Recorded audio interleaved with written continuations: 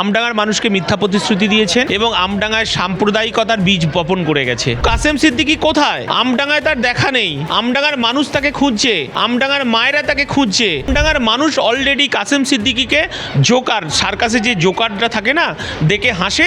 আমডাঙ্গার মানুষ কাসেম সিদ্দিকীকে দেখে হাসছে। তৃণমূল কংগ্রেস তো দ্বিধা বিভক্ত হবেই, কারণ এরা হচ্ছে লুটের রাজনীতি করেছেন, এরা সিন্ডিকেটের রাজনীতি করেছেন, কারণ এদের ভাগাভাগি, একে অপরের ভাগাভাগিতে এরা এখন দ্বিধা বিভক্ত হতে বাধ্য। এটাই পরিণতি। আরে ব্রিটিশরা চলে গেছে, মোগল সাম্রাজ্য চলে গেছে, আর সামান্য 15 বছরে মমতা বন্দ্যোপাধ্যায় তৃণমূল কংগ্রেস, এ তো চুনোপুটি। বাংলার মানুষ তৃণমূলকে নর্দমায় ফেলে দিয়েছে, তৃণমূলকে প্রত্যাখ্যান করেছে। মমতা বন্দ্যোপাধ্যায় বলেছিলেন যে আমরা বিজেপিকে ফ্রন্টে নিয়ে এসে বিজেপিকে লড়াই করব। মমতা বন্দ্যোপাধ্যায় কথা রেখেছেন। আজকে সংখ্যালঘু মানুষ আক্রান্ত, সংখ্যালঘু মানুষের তাদের ধর্মের ওপর আক্রমণ এসছে, সংবিধানের ওপর আক্রমণ এসছে।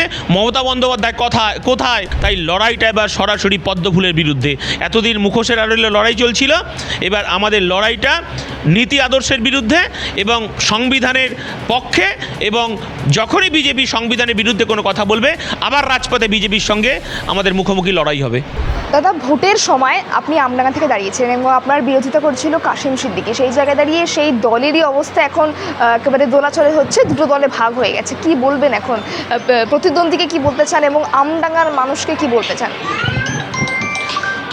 প্রথম কথা, কাসেম সিদ্দিকীর কথা বলছেন।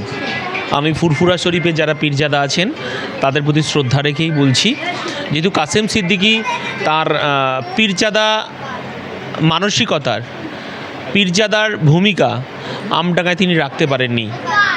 আমডাঙ্গার মানুষকে মিথ্যা প্রতিশ্রুতি দিয়েছেন এবং আমডাঙ্গায় সাম্প্রদায়িকতার বীজ বপন করে গেছে।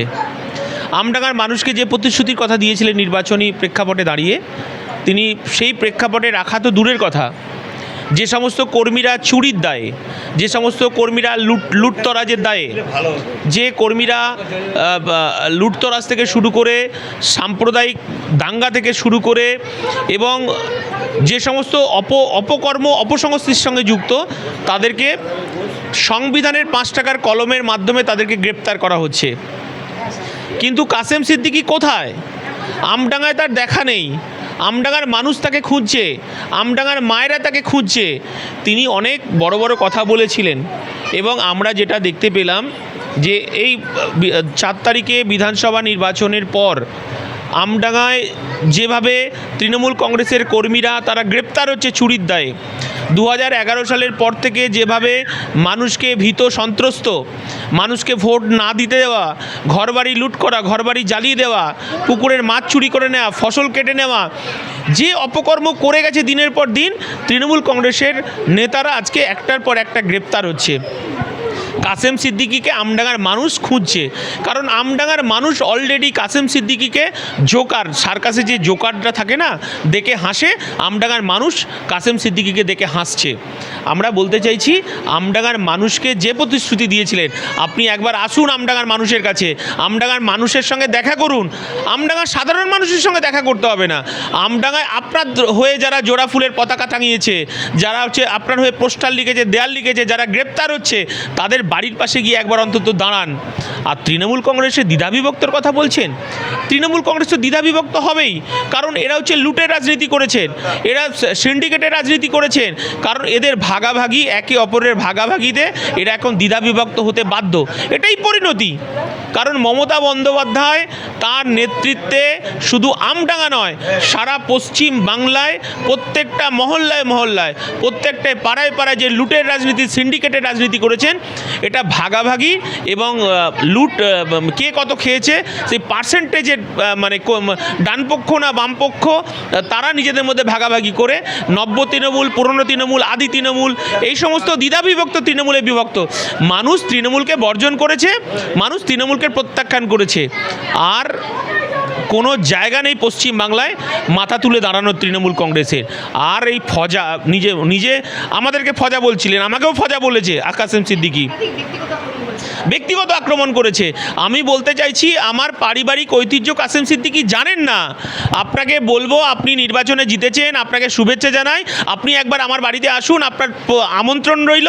কারণ আপনি নিজে ভয় পাচ্ছেন, কারণ আপনি যে মিথ্যা কথা বলেছেন আমডাঙ্গার মানুষকে, আপনি যে মিথ্যাচার করেছেন, আমডাঙ্গার মানুষকে আপনি ঠকিয়েছেন। আমডাঙ্গার মানুষ আপনাকে খুঁজছে, আমার মায়েরা আপনাকে খুঁজছে। সেই জায়গায় দাঁড়িয়ে দেখতে পাচ্ছি তৃণমূল কংগ্রেসের পালাবদলের পর একের পর এক হেভিওয়েট বিধায়করা এখন গ্রেপ্তার হচ্ছেন। কিছুদিন আগে দেখতে পেলাম স্বরূপ রায় গ্রেপ্তার হচ্ছেন, শওকত মোল্লা গ্রেপ্তার হচ্ছেন, এবং আরও অনেকের নাম কি বেরিয়ে আসবে? এই কথাগুলো তো ভাঙড়ের বিধায়ক আমাদের দলের চেয়ারম্যান নওশাদ সিদ্দিকী যতবার বিধানসভায় বলেছেন, ততবার আমাদেরকে ব্যক্তিগত আক্রমণ করা হয়েছে, ততবার আমাদেরকে জেল খাটানো হয়েছে। যখনই গরিব মানুষের কথা, খেটে খাওয়া শ্রমজীবী আদিবাসী দলিত মানুষের কথা কলকাতার রাজপথে দাঁড়িয়ে মমতা বন্দ্যোপাধ্যায়কে যখনই স্মরণ করাতে গেছি, তখনই আমাদেরকে লাথি মারতে মারতে কখনো লালবাজারে, কখনো বিভিন্ন হেয়ার স্ট্রিট থানায়, কখনো লালবাজার থানায় আমাদেরকে নিয়ে গিয়ে আমাদেরকে পানিশমেন্ট করা হয়েছে। এবং আমরা সেদিনকেই রচনা হয়ে গেছিল, যখনই আমরা মানুষের কথা বলতে গেছি, যখনই আমরা সত্যি কথা বলতে গেছি, যখনই মানুষের হকের কথা বলতে গেছি, তখনই তৃণমূল কংগ্রেস, মমতা বন্দ্যোপাধ্যায়ের পুলিশ বাহিনী আমাদের উপর আক্রমণ সানিয়ে এনেছে, আমাদেরকে জেল খাটিয়েছে। আজকে দিনের আলোর মতো পরিষ্কার, তামান্নার বিচার পাইনি, আনিস খান বিচার পায়নি, হাঁসখালি বিচার পায়নি, কামদনি বিচার পায়নি, বাংলার মানুষ বিচার পায়নি। বাংলার মানুষ আজকে তার কাছে বিচার চাইছে। আজকে যে মাটিতে দাঁড়িয়ে আমি আজকে আপনাদের সামনে প্রেসকে যে বিবৃতি দিচ্ছি, এই মাটিটা 18 সালের উত্তপ্ত, এই বোঝগাছার মানুষ রক্তাক্ত হয়েছে, আক্রান্ত হয়েছে, মানুষকে বাড়ি ছাড়া করে দেওয়া হয়েছে, মিথ্যে মামলায় জর্জরিত 18 সালের মামলা, আজও অনেক কর্মীরা আজকে জেল খাটছে। এর বিচার তো দিতেই হবে। আরে ব্রিটিশরা চলে গেছে, মোগল সাম্রাজ্য চলে গেছে, আর সামান্য 15 বছরে মমতা বন্দ্যোপাধ্যায় তৃণমূল কংগ্রেস, এ তো চুনোপুটি। বাংলার মানুষ তৃণমূলকে নর্দমায় ফেলে দিয়েছে, তৃণমূলকে প্রত্যাখ্যান করেছে। আর তৃণমূল বিজেপির মুখোশের আড়ালে আমরা লড়াইয়ের কথা বারবার বলেছিলাম। তৃণমূল যে বিজেপি আরএসএসের দালাল, এবং মমতা বন্দ্যোপাধ্যায় বলেছিলেন যে আমরা বিজেপিকে সামনের ফ্রন্টে নিয়ে এসে বিজেপিকে লড়াই করব। মমতা বন্দ্যোপাধ্যায় কথা রেখেছেন, বিজেপিকে ফ্রন্টে এনে লড়বেন। আজকে সংখ্যালঘু মানুষ আক্রান্ত, সংখ্যালঘু মানুষের তাদের ধর্মের ওপর আক্রমণ এসছে, সংবিধানের ওপর আক্রমণ এসছে। মমতা বন্দ্যোপাধ্যায় কোথায়? এসআইআর 27 লক্ষ মানুষ, সেই এসআইআরের 27 লক্ষ মানুষের হয়ে কথা বলবে কে? কোনো রাজনৈতিক দল কথা বলছে না, একমাত্র ISF, Indian secular front, Naushad Siddiqui, আমরা ছাড়া। এসআইআরের যাদের ডিলিট হলো, যাদের অ্যাডিজুডিকেশন হলো, তাদের অবস্থান কী হবে? সরকারকে, এই বিজেপির সরকারকে পরিষ্কার করতে হবে, বিজেপির সরকারকে, নির্বাচন কমিশনকে পরিষ্কার করতে হবে। কারণ এই বাংলার মানুষ মমতা বন্দ্যোপাধ্যায়কে প্রত্যাখ্যান করেছে, তৃণমূলকে প্রত্যাখ্যান করেছে। তাই লড়াইটা এবার সরাসরি পদ্মফুলের বিরুদ্ধে। এতদিন মুখোশের আড়ালে লড়াই চলছিল, এবার আমাদের লড়াইটা নীতি আদর্শের বিরুদ্ধে এবং সংবিধানের পক্ষে। এবং যখনই বিজেপি সংবিধানের বিরুদ্ধে কোনো কথা বলবে, আবার রাজপথে বিজেপির সঙ্গে আমাদের মুখোমুখি লড়াই হবে। বিজেপি বারংবার করে একটা কথা বলে এসছে, তারা হিন্দুদের ভোটে জিতে এসছে, তারা হিন্দুদের সাহায্য করবে। কিন্তু এই যে বুলডোজার চলছে, হকার উচ্ছেদ হচ্ছে, সবচেয়ে বেশি ক্ষতি হচ্ছে কি হিন্দুদের। তাহলে তারা বলছেন কি করে তারা হিন্দুদের সরকার করবেন, হিন্দুদের ভালো চাইছেন? কি ভালো চাইছেন তারা? এই কথাটা তো যে বিজেপি যারা নেতারা বলছেন, এই কথাটা বলতে পারে না। ভারতবর্ষের সংবিধান ধর্মনিরপেক্ষতার কথা বলে। ভারতবর্ষে জাতি ধর্ম নির্বিশেষে প্রত্যেকটা মানুষ এক এবং তাদের সমান অধিকার দেওয়া হয়েছে। তারপরেও হিন্দু মুসলমান করছে। আমরা যেটুকু মনে করি, আমিও তো একটা হিন্দু ঘরের সন্তান, হিন্দুদের বিজেপিকে প্রয়োজন নেই। বিজেপির ক্ষমতায় টেকার জন্য হিন্দুদেরকে প্রয়োজন আছে, হিন্দু ধর্মের প্রয়োজন আছে।